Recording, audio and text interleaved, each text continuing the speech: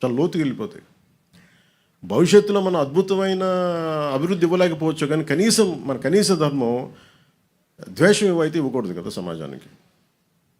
అంతకుమించి తప్ప అంటే ఆయన్ని కూడా నాకు తెలిసి ఆయన ఒక రైట్ పర్స్పెక్టివ్లో అని ఉంటారు, కానీ ఒకసారి నాకు పూర్తి నేను చెప్పింది చూస్తుంటే నాకు అలా ఉండేది కాదేమో. అది మేము ఎప్పుడైనా కూర్చున్నప్పుడు సరదాగా మేము మాట్లాడుకుంటాం. దట్స్ నాట్ ఎట్ ఆల్ విషయం.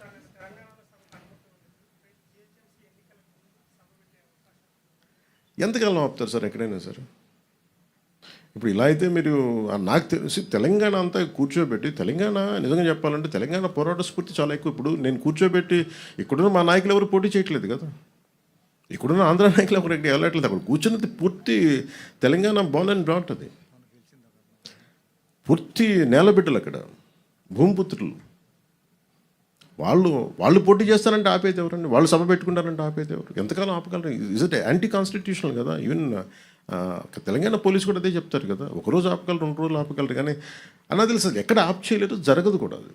అది ఉన్న ఏదో ఒక మేబీ ఆ సందర్భం నాకు తెలిసి ఒక్కళ్ళు కూర్చొని చేసింది కాదు, ఏదో అది చిలికి గాలి వల్ల అయిందనుకుంటున్నాను. అంతకుమించి నేను నిజంగా చెప్పాలంటే నేను అడిగారు మన ఛానల్లో కూడా, మన కొంతమంది జర్నలిస్ట్ సోదరులు కూడా అడిగారు, ఏదైనా కాన్స్పిరసీ ఉంటుందంటే ఏముంటుంది కాన్స్పిరసీ, ఏదో ఒకళ్ళు కూర్చోబెట్టి మాట్లాడి కాకపోతే దేనికి తక్కువ అంటుకుంటుందంటే మన దేశంలో బతకడం మన హక్కు కదా.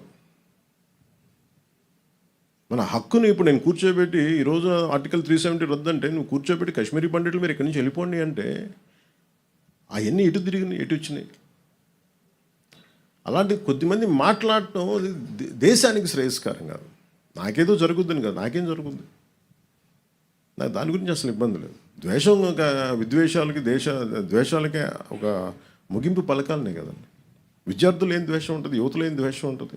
ఇప్పుడు ఇందాక కలిసినప్పుడు వాళ్ళు కూర్చోబెట్టి ఇద్దరు భార్యాభర్తలు ఇద్దరు, ఒకళ్ళు నల్గొండ నుంచి, ఇంకొకళ్ళు ఇక్కడే మన గుంటూరు నుంచి,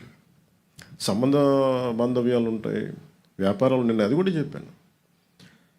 ఆంధ్రాకి వచ్చి ఎంతమంది 2014 నుంచి 24 దాకా, ఇప్పుడు నాకు తెలియదు కానీ నా కాంట్రాక్ట్స్ నేను చూడను, కానీ 14 నుంచి 24 దాకా ఎంతమంది తెలంగాణ కాంట్రాక్టర్స్ ఇక్కడ కాంట్రాక్టులు తీసుకున్నారు?